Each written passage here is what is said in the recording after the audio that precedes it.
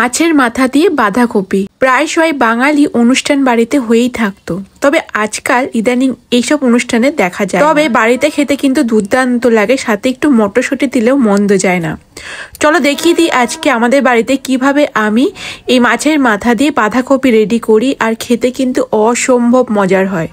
চলো শুরু করে দিই। তার জন্য এখানে বড় বড় কাতলা মাছের মাথা নেওয়া হয়েছে। এরপর ভালো করে ধুয়ে জল ঝরিয়ে লবণ হলুদ মাখিয়ে সর্ষের তেলে ভালো করে ফ্রাই করে নিচ্ছি। একদম কড়া করে ভাজতে হবে। ভাজাটা কমপ্লিট হয়ে গেলে নামিয়ে নেব। এইভাবে যে কটা মাছের মাথা আছে সবকটাই সেম ভাবে ভেজে নিলাম। দেখতেই পাচ্ছ একদম লাল লাল হয়ে এসেছে। এই পর্যায়ে তেল থেকে নামিয়ে রাখলাম। এরপর বাকি তেলের মধ্যে নতুন আলুগুলোকে ছোট ছোট করে কেটে নেওয়া হয়েছে ঠিক এইভাবে। এরপর তেলের মধ্যে একটু লাল লাল করে ভেজে এটাও তুলে নিলাম। সর্ষের তেলের মধ্যে দুটো শুকনো লঙ্কা চিড়ে দেওয়া হলো, সাথে এখানে অ্যাড করা হলো জিরে। গোটা জিরে দিতে হবে হাফ চামচ মতো, আর তেজপাতা 3-4টে তেজপাতা দেওয়া হয়েছে ছিঁড়ে। তো সম্পূর্ণটাই ভালো করে ফ্রাই করছি যতক্ষণ না এই ফোড়ন থেকে সুন্দর গন্ধ বার হচ্ছে। এখানে একটা মিডিয়াম সাইজের পেঁয়াজ অ্যাড করেছি এবং পেঁয়াজটাকে একটু হালকা ভেজে নেব। একটু নরম হয়ে আসলে তারপরে পরের জিনিসগুলো অ্যাড করব। তো পেঁয়াজটা একটু দেখো নরম হয়ে এসেছে। এই পর্যায়ে এখানে একটা বড় সাইজের টমেটো দেয়া হলো, আর হাফ কাপ মতো এখানে দেয়া হয়েছে মটরশুঁটি। এরপর সমস্তটাই একটু ফ্রাই করে নিচ্ছি। একটু ভাজা ভাজা হয়ে আসলে এখানে হলুদ গুঁড়ো অ্যাড করলাম হাফ চামচ মতো, জিরে গুঁড়ো অ্যাড করেছি, হাফ চামচ ধনে গুঁড়ো, হাফ চামচ লাল লঙ্কা গুঁড়ো, স্বাদ মতো লবণ। এরপর সমস্ত মশলাটাকে ভালো করে কষাতে হবে। তো মশলাটা মোটামুটি কষানো হয়ে গেছে। এই পর্যায়ে আদা বাটা দিলাম, আদা গ্রেট করা দিয়েছি হাফ চামচ মতো। দেওয়ার পর সমস্তটাই একটু কষিয়ে নিচ্ছি। মোটামুটি কষানোটা হয়ে গেলে এখানে ভেজে রাখা আলুগুলো অ্যাড করে আলুর সাথে মশলাটা ভালো করে কষিয়ে নিচ্ছি। আর তো বেশ কিছুক্ষণ ভাজার পর এরপর এখানে কেটে রাখা বাঁধাকপি দিয়েছি, সরু সরু করে কাটা বাঁধাকপিগুলো দিয়ে দিলাম। এখানে দুটো মিডিয়াম সাইজের বাঁধাকপি রয়েছে, তো অনেকটা বেশি হয়ে গেছিল। হালকা হাতে নাড়াতে হবে যাতে না পড়ে যায় বা না উতলে পড়ে যায়, সেটা বুঝে হালকা হাতে নাড়াতে হবে। একটু মিশিয়ে নিচ্ছি। সমস্ত মেশানোটা কমপ্লিট হয়ে গেছে।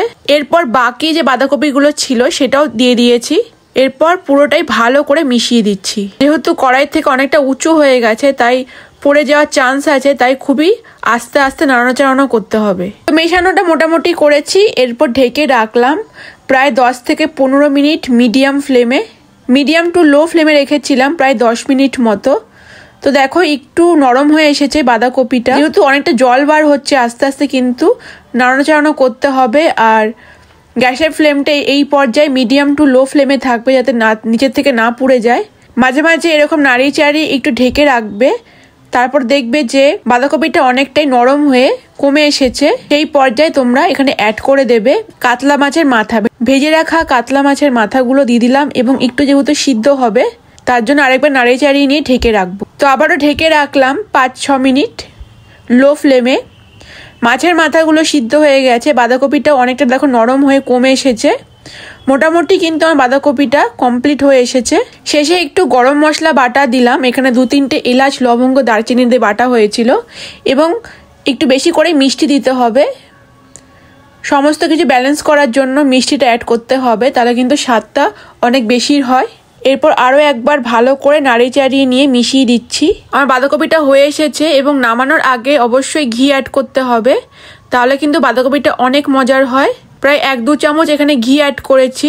হালকা হাতে নাড়িয়ে চাড়িয়ে নিলেই কিন্তু রেডি হয়ে যাবে এই দারুণ স্বাদের গরম ভাতের সাথে দুপুরবেলার এই স্বাদ কিন্তু অনেক সুস্বাদু হয়। তো যারা এখনো বাঁধাকপি দিয়ে মাছের মাথা দিয়ে খাওনি বা বাড়িতে এই শীতের মধ্যে তৈরি করোনি, তারা অবশ্যই বাড়িতে রেডি করো। এই গরম গরম মাছের মাথা দিয়ে বাঁধাকপির স্বাদ কিন্তু অসম্ভব মজার হয়। তো বাড়িতে অবশ্যই তৈরি করো। কেমন লাগলো রেসিপিটা কমেন্ট করে জানিও। ভালো লাগলে শেয়ার করতে ভুলো না। যারা পেজটিকে এখনো ফলো করোনি শিগগিরই ফলো করে নিও। ইউটিউবের বন্ধুরা সাবস্ক্রাইব করো। দেখা হবে আবার নেক্সট ভিডিওতে অন্য কোনো রান্নার সাথে। আজকের মতো টাটা।